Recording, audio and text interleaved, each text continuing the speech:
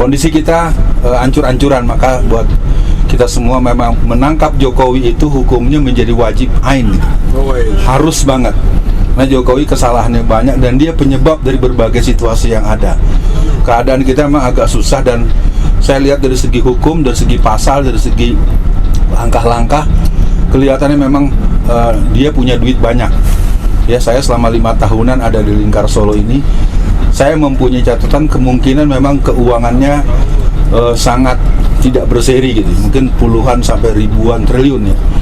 Forbes sudah menyampaikan bahwa dia termasuk salah satu orang yang terkaya di Asia. Walau alam mungkin tetap saja harus ada pembuktian secara validnya, tapi paling tidak ini bukan main-main. Sekali lagi di Solo ini keadaannya memang sebetulnya kalau saya boleh sedikit mohon maaf, kalau dipersiapkan aja mungkin saya bisa ikut ngomong dengan yang lain. Ini kan teman-teman DSKS nggak turun, teman-teman yang lain yang juga jadi musuh politiknya Jokowi nggak turun.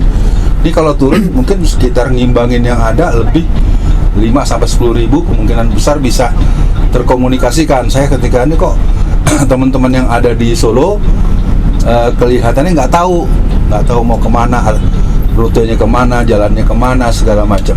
Tapi sekali lagi perjuangan sudah dilakukan. Saya tidak punya kata kecuali salut dan malu saya karena saya tidak bisa membersamai.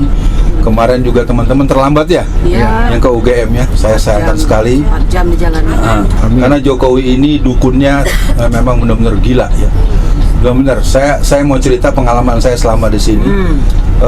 Di Boyolali misalnya, itu waktu pencoblosan itu nenek-nenek datang ke TPS itu yang ditanya gambar Palu Arit. Palu Aritnya mana gitu kan gitu ya. Terus dalam beberapa kejadian memang permainan black magicnya Jokowi memang pada tingkat yang dia benar-benar bayar ya. Macam-macam ragam dukun kayak apa sama dia dibelain betul sama dia.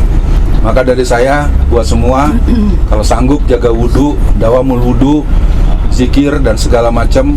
Karena selama musim pemilu di sini gereja-gereja yang ada di sini mereka mengadakan ritual pemujaan setan besar-besaran. Saya dapat pengetahuan dari Bu Dewi Purnamawati.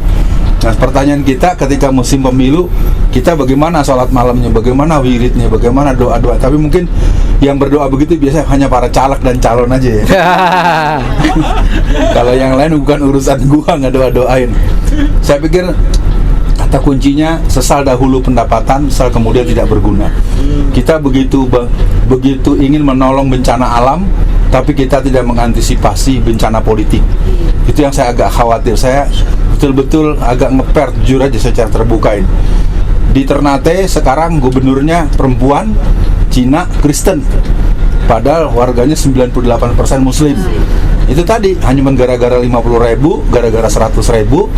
Nah, makanya saya coba tempuh untuk pendidikan politik di semua level.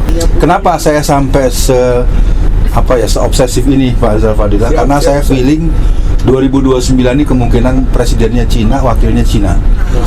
Dan seluruh Indonesia, gubernur, bupati-bupati, wali kota kemungkinan dipersiapkan seperti itu. Karena tahapan terakhir 2039 total Indonesia harus jadi koloni Cina. Maunya mereka begitu. Nah, makanya saya tidak mau berdebat, saya nggak punya ilmu, cuma sedikit pengalaman kecil-kecil, baru kita coba di tingkat itu. Saya sedang intens untuk pendidikan politik Islam, baru angkatan ke-31. Alhamdulillah. Nanti 32 di Lampung, 33 di Palembang.